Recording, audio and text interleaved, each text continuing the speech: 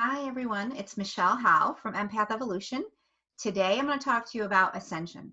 What is Ascension? What is this word? How does it relate to being an empath? How do I frame this in my mind to understand? Now, if you're within different metaphysical groups or whatnot, this term will have been used. You will have seen it if you have been in those locations, right? And there are like a huge, enormous list of symptoms that come when people have an ascension or they're going through an ascension. So it's all part of a process of looking at what's happening with us, with the world, with our consciousness as empaths, as people who can feel and know and connect. um, we've connected to a spiritual part of us that explains why we feel as much as what we feel. So in that, there's a shift of consciousness. You become more fully embodied and connected to your spiritual side. And ascension is what many are touting right now and labeling right now as the process of becoming more soul conscious. You're able to rise up through dimensions, come down, let your true spirit and essence come more into your body. And ascension symptoms is a discomfort that happens and within the process of clearing your energy bodies, whether it's your physical body. Okay, so your physical body is going to go through what? It's got, muscles and tissues and organs and it holds onto tightness. It's not like a smooth flowing little thing, that it's heaviness. There's a heaviness to it. So when energy flows through that physical body, it may end up connecting with stuck energy, blocked energy, um, um, things that are not exactly in line and activated. So in that process, it will create discomfort for you.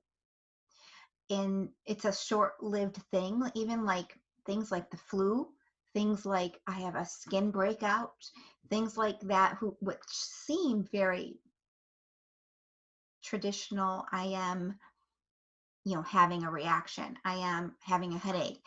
Could be spiritual in nature. Discerning the difference between that takes a little bit, but once you start to notice, you'll see whether you're really sick or you're releasing something. There's an uncomfortable situation that's happening because something needs to be purged out, released out. So this is the whole journey of awakening, is to become aware of what this is, so you don't run to the doctor every 2 seconds and the doctor's going to tell you that there's something wrong with you, because you're going to have things coming and impacting you out of the blue. And it's all done with purpose and reason, and not to get freaked out by it. All right. So then there's the emotional side. Emotionally, you may end up really feeling out of control at times, with whether it's, hello, Belle, whether it's emotional pain, struggle, or emotional highs and excitement. You're going to ride a little bit of a roller coaster as you really start questioning what's going on, and you really start, if you have emotions that haven't been felt or processed before, you're going to not even run into, situations will be brought to you to clear that, to spark that same reaction that you need to go through to release those emotions. So releasing emotions is huge, huge. Allowing that to happen instead of stuffing them away in pockets here and there, right? So there's that piece of it. Then there is the mental paradigms that we live. We think are truths. We struggle with those truths. We create our reality by the way that we think. I've created a reality based on what I think. But at the end of the day, it's not just what you think, it's what you feel. It's your soul calling you to discover and go deeper and become who you are. Now, there is my paradigm. You might just say, oh, it's no big deal. I just have a cold. It's gone, right? But if you really are a deep person who feels, you don't look at this world as a bunch of, happenings that have no purpose. There is a purpose to all of it. And there are spiritual laws behind the happenings. There's no cause without an effect. There's no action that you take that doesn't impact and create a situation. So the more conscious you become of what you think, how you think, where you're going with those thoughts, the better off you will be.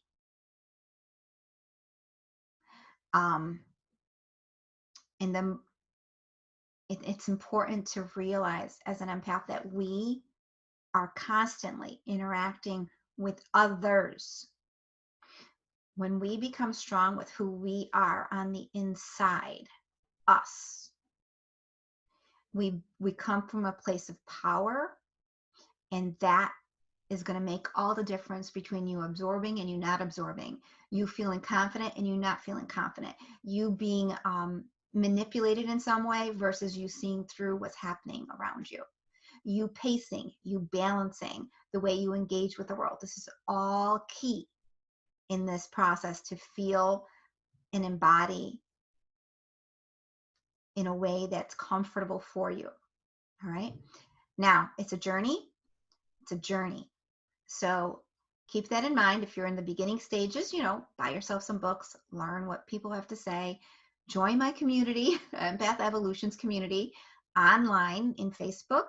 I have a website. You sign up, get yourself the Joyful Path. I have the 6 keys to the Joyful Path, which I love. It's a nice little short recording that gives you that information. I have a webinar, Feelings, Truth, and Loving Your Life. I have Being an Empath.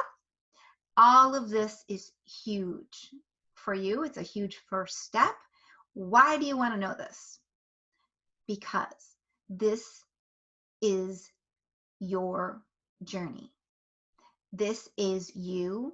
And the more you resist it, the more you will suffer. Step into things. Recognize when you resist something, recognize it, and look at it as, oh, look at that. I'm resisting this. Let me try some of this. Let me see what this is. You don't have to take my word for it. Just tune in and choose what next part is relevant for you. Anyway, I hope you learned something. I should do one on how to address Ascension symptoms. That's a different one, all right? But for today, I will let you guys go. Have a wonderful day, everybody, and take care.